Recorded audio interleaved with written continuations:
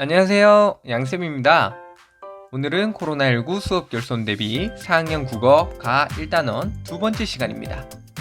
교과서 40에서 45페이지를 보면서 함께 진행하도록 하겠습니다. 오늘의 주제는 이야기를 읽고 생각이나 느낌 나누기입니다. 그럼 시작하겠습니다. 여러분들의 가정에는 가훈이 있나요? 가훈이란 한 가정의 행동이나 생활에 지침이 되는 교훈을 이야기합니다. 머리에는 지혜를, 얼굴에는 미소를, 가슴에는 사랑을. 마음이 부유한 사람이 되자. 최선을 다하면 최고가 된다. 각 가정에는 이렇게 멋진 가훈이 있기 마련인데요. 우리 학교에도 이러한 멋진 교훈이나 급훈이 있죠. 근면, 성실, 정직과 같이 훌륭한 글귀로 만든 것도 있고, 학급에서 담임 선생님들이 여러분께 하고 싶은 의미 있는 문구로 정한 것도 있죠.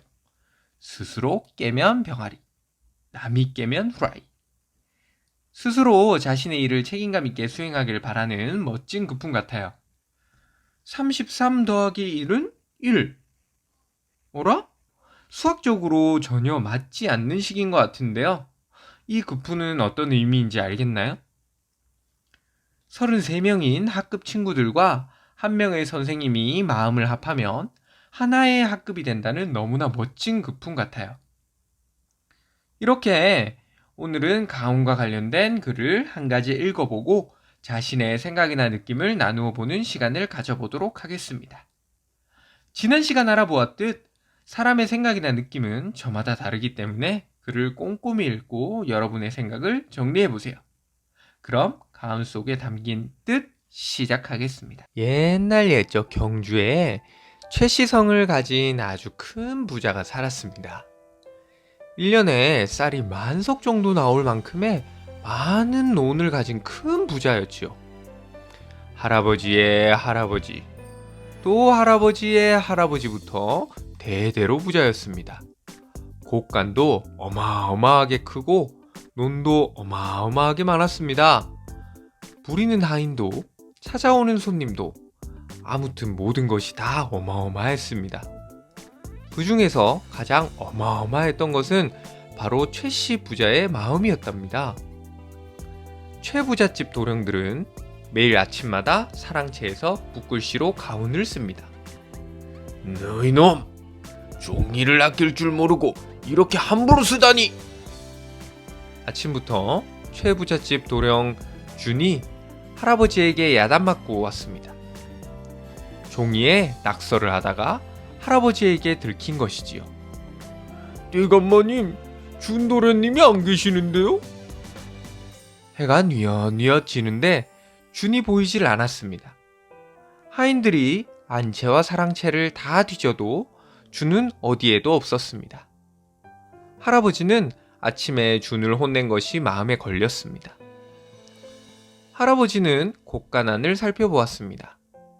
준은 곡간 빼곡히 쌓인 쌀가마니 사이에서 새근새근 잠들어 있었습니다.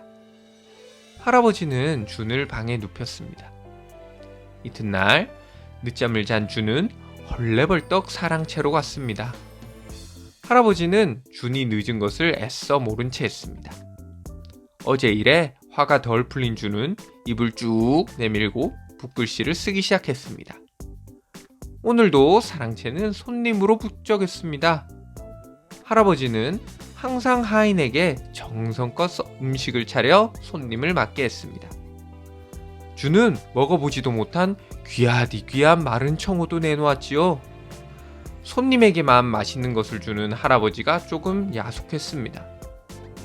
준은 할아버지가 손님들과 이야기하는 틈을 타 붓글씨 쓰는 것을 내팽개치고 논으로 놀러 나갔습니다.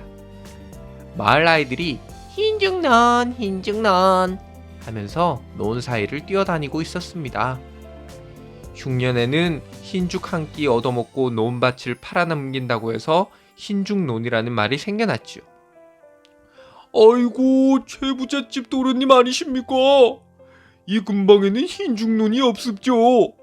대감마님께서 올해같이 논이 헐값일 때는 논을 사지 않으신답니다. 이거 정말 감사할 노릇이죠. 농부는 하던 일을 멈추고 논에서 나와 준에게 이야기를 해 주었습니다. 한 번은 이런 일도 있었습죠. 근 6년이 들어 굶어 죽는 사람이 허다 했는데 대감마님께서 곳간을 열고 굶고 있는 사람들에게 죽을 끓여 먹이라고 했습죠. 농부는 낫을 내려놓으며 말을 이었습니다. 어디 그뿐이겠습니까? 헐벗은 이에게는 옷까지 지어 입혔습죠. 하인들이 바깥마당에 큰 솥을 걸고 연일 죽을 끓이는 모습이 준의 머릿속에 그려졌습니다. 할아버지를 칭찬하는 농부의 말에 준은 우쭐해졌습니다. 준은 문득 작년 이맘때 일이 생각났습니다. 한 하인이 장사를 끝낼 때쯤 생선 가게에 가서 헐값에 청어를 사왔다가 할아버지에게 호되게 혼이 났었습니다. 물건을 살 때는 아침에 가서 제값을 주고 사오라고 했거늘 어찌 끝날 때쯤 헐값을 주고 사오느냐? 헐값에 생선을 넘기는 생선 잠수의 마음을 헤아릴 줄 모른단 말이냐? 그 일이 있은 후 장사치들은 너도 나도 좋은 물건을 가지고 최부잣집을 찾아오게 되었지요. 할아버지에게 화를 냈던 준은 슬며시 부끄러워졌습니다. 준이 집으로 돌아왔을 때 할아버지는 제사를 준비하느라 바빴습니다. 밤이 되어 제사가 시작되었습니다. 그런데 제사가 끝나자 또 다른 제사가 시작되었습니다. 왜 제사를 또 지내지? 할아버지가 절을 하고 아버지도 절을 했습니다. 준은 영문도 모른 채 절을 했습니다. 절을 한 뒤에 준이 하인에게 물어보았습니다. 이건 누구 제사지? 전쟁터에서 함께 싸우고 끝까지 그 곁을 떠나지 않았던 하인들의 제사입죠. 준은 양반인 할아버지와 아버지가 죽은 하인들에게 절을 하는 것이 좀 이상하기는 했지만 주인을 위해 목숨을 바쳤던 하인들의 제사를 지내는 것은 훌륭한 일이라는 생각이 들었습니다. 다음 날 준은 아침 일찍 일어나 사랑채로 건너갔습니다. 어젯밤 늦게까지 제사를 지내 조금 피곤했지만 꾹 참았지요. 할아버지는 모처럼 일찍 사랑채에 건너온 준이 신기한 듯 동그란 눈으로 준을 바라보았습니다.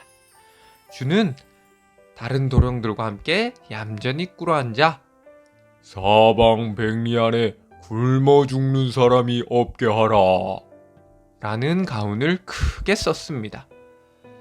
붓글씨를 쓴 뒤에 할아버지는 준과 다른 도령들에게 희한하게 생긴 뒤주를 보여주었습니다.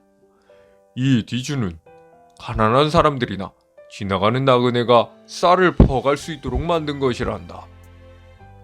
준은 쌀을 한 줌 꺼내보았습니다. 할아버지의 훈훈한 마음이 전해지는 것 같았지요. 최부잣집에는 가난한 사람들을 위해 쌀을 담아놓는 뒤주가 있었습니다. 쌀 3,000석 가운데 1,000석을 불쌍한 사람들을 돕는 데 썼다고 합니다. 그때 아랫마을에서 사람이 찾아왔습니다. 대감마님, 아랫마을에 논이 하나 나왔는데 대감마님께서 사시면 어떨까요? 마을 사람들은 어디에선가 팔 땅이 나오면 할아버지에게 사라고 했습니다. 할아버지는 쌀이 10,000석 이상 곳간에 쌓이면 농부들이 최부잣집의 논밭을 사용하고 내는 돈을 조금만 받기 때문이었지요. 그래서 마을 사람들은 할아버지가 땅을 사면 오히려 좋아했습니다. 준은 할아버지가 무척 자랑스러웠습니다. 다른 사람들에게 베풀고 잘 살도록 도와주며 아랫사람들에게도 나누어 줄 줄 아는 할아버지가 참 좋았습니다. 나도 꼭 할아버지처럼 돼야지. 준은 할아버지가 가르쳐 주신 가훈을 다시 한번 마음속 깊이 새겼습니다.